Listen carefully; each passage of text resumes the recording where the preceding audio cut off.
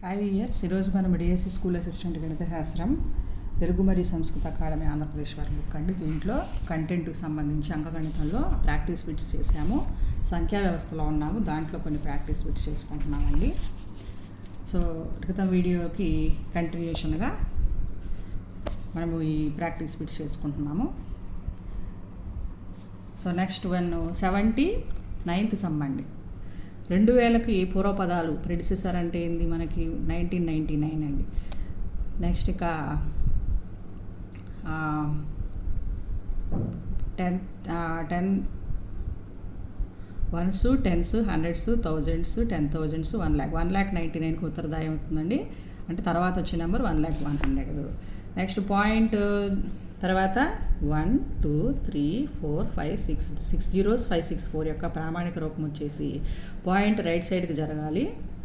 Right సైడ్కి జరుగుతుంది కాబట్టి ఇక 564 × 10⁻⁻9. ఇక మళ్ళీ లెఫ్ట్ సైడ్కి జరగాలంటే 5.64 × 10⁻⁻7 అవుతుందండి. సో ఆన్సర్ వచ్చి మనకి 5.64 × 10⁻⁻7.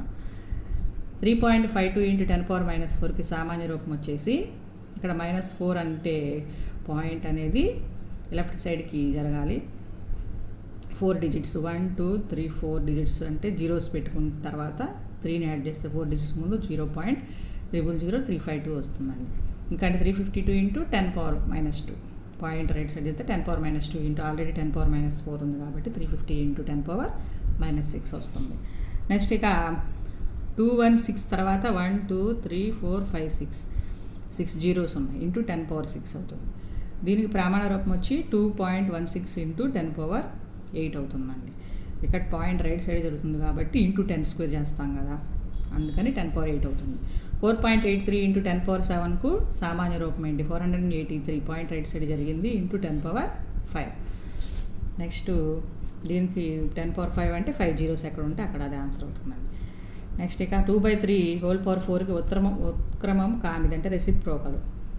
2/3కి 3/2 వేస్తాము, 3/2 అవుతుంది రెసిప్రోకల్. కానీ కానిది అన్నారు కాబట్టి 3/2 4 అనేది కానిది ఇది అవుతుంది. నెక్స్ట్ 23805ని ఏ కనిష్ట సంఖ్యచే గుణిస్తే లబ్ధం సంపూర్ణ వర్గం అవుతుంది. ఇక్కడ చూడండి మనకి 23805